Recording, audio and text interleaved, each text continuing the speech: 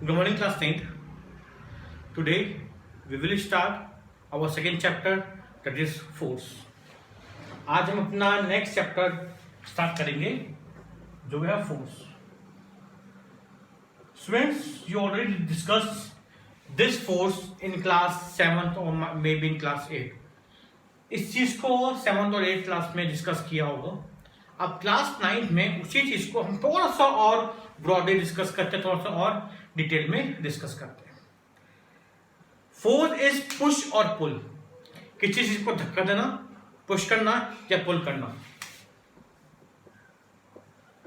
Push और पुल is force. Push और पुल क्या होता है? फोर्स होता है. बिल्कुल सही है. क्लास 8 तक के लिए डेफिनेशन बिल्कुल सही थे. बट जब हम क्लास 9 में आते student, we have to think a bit more. हमको कुछ थोड़ा सा और सोचना चाहिए.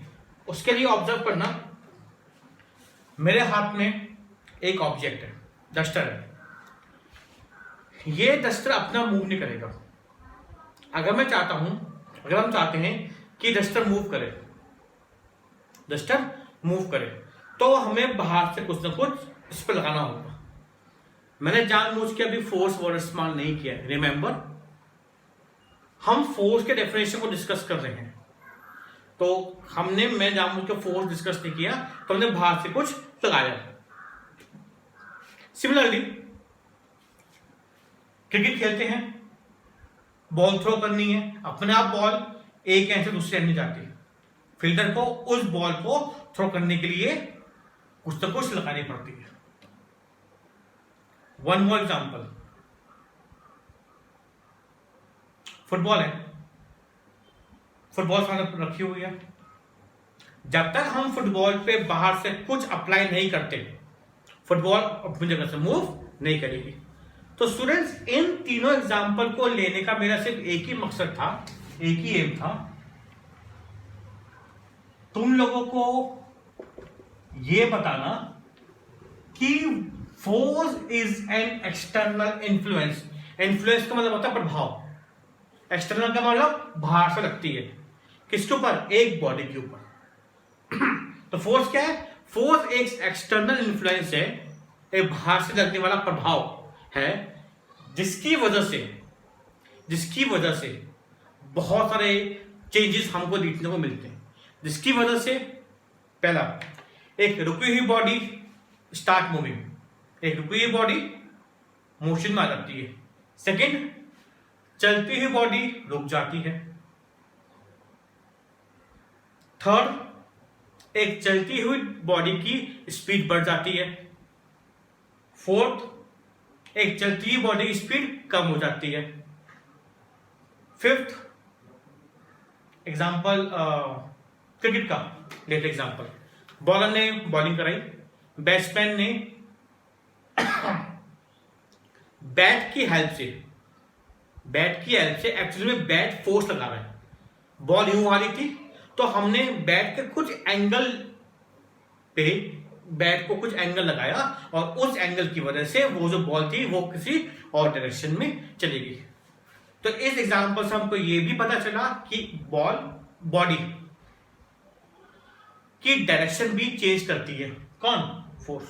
तो फोर्स एक वो इन्फ्लुएंस है जो चलती हुई बॉडी को रोक दे, रुकी हुई बॉडी को चला दे, बॉडी की स्पीड बढ़ा दे, बॉडी की स्पीड कम कर दे, बॉडी की डायरेक्शन बढ़ा दे. तो उस इन्फ्लुएंस को हम फोर्स कहते हैं.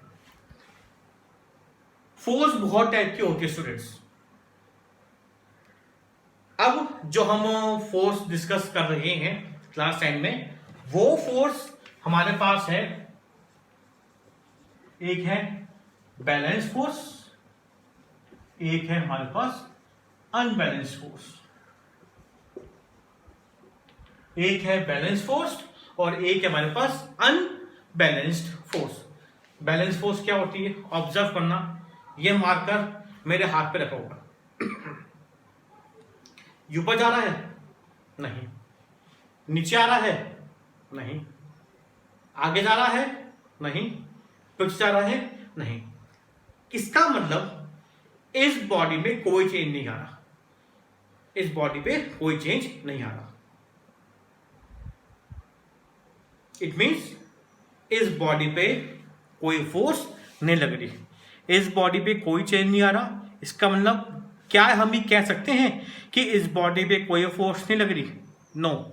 स्टूडेंट ध्यान देखना, ध्यान से देखना, इस बॉडी पे फोर्स लग रही है, बट उन फोर्सेस का जो रिजल्टेंट है, उन फोर्सेस का जो वैल्यू है, रिजल्टेंट वैल्यू, वो क्या है? इक्वल है। जितनी फोर्स लग रही है इस डायरेक्शन से, उतनी फोर्स लग रही है इस डायरेक्शन से, जिसकी वजह से वो बॉडी ना तो इधर मूव कर रही है ना इधर मूव कर रही है। इस बॉडी पे ऊपर से भी फोर्स लग रही है और इस बॉडी पे नीचे से भी फोर्स लग रही है। दोनों डायरेक्शन से जो फोर्स लग रही है, उस वजह से बॉडी, दोनों फोर्स जो लग रही है वो इक्वल है। जितनी फोर्स लग रही है ऊपर से, उतनी फोर्स लग रही है नीचे से, जिसकी वजह से बॉडी नहीं तो ऊपर मूव कर पा रही है ना ही नीचे मूव कर पा रही है। सो इट मीन्स एक बॉडी है, उस बॉडी पे कुछ फोर्सेस लग रही हैं। अगर उन फोर्सेस की वजह से बॉडी का ऊपर जो फोर्सेस हैं उनका रिजल्टेंट स्टूडेंट अगर जीरो है, उन फोर्सेस का रिजल्टेंट क्या है? जीरो, तो that type of forces are called balanced forces. वो फोर्सेस क्या होती हैं? बैलेंस्ड फोर्सेस होती हैं। इस समय मार्कर मेरे हाथ में है, इस पर जो फोर्स लग रही है, यस लग रही है। कौन सी फोर्स है वो है balanced force. On the other hand, जिसका रिजल्टेंट जीरो ना हो, फॉर एग्जाम्पल ध्यान से ऑब्जर्व करना स्टूडेंट, ये मार्कर है। अब ये मार्कर हल्का पे तुम्हारे सामने आ रहा है, तुम्हारी तरफ अप्रोच कर रहा है। इट मीन्स क्या इसके ऊपर फोर्स लग रही है? यस, इसके ऊपर फोर्स लग रही है। फोर्स इस डायरेक्शन में भी लग रही है और फोर्स इस डायरेक्शन में भी लग रही है।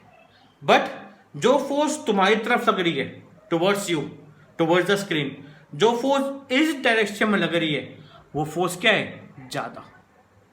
इसकी वजह से बॉडी यहां नहीं रुकी, बॉडी टुवर्ड्स उस डायरेक्शन में मूव करेगी जिस डायरेक्शन में फोर्स क्या है? ज्यादा है। तो फोर्स स्क्रीन की तरफ से ज्यादा आ रहा है, तो बॉडी जो मार्कर है वो स्क्रीन की तरफ अप्रोच करेगी। तो इससे हमको श्योरिटी हो गई कि अगर बॉडी पे फोर्सेस लग रही हैं, उन फोर्सेस का रिजल्टेंट अगर जीरो होता है तो that type of forces are called balance forces, और उनका अगर रिजल्टेंट जीरो नहीं होता तो उन फोर्सेस को हम क्या बोलते हैं?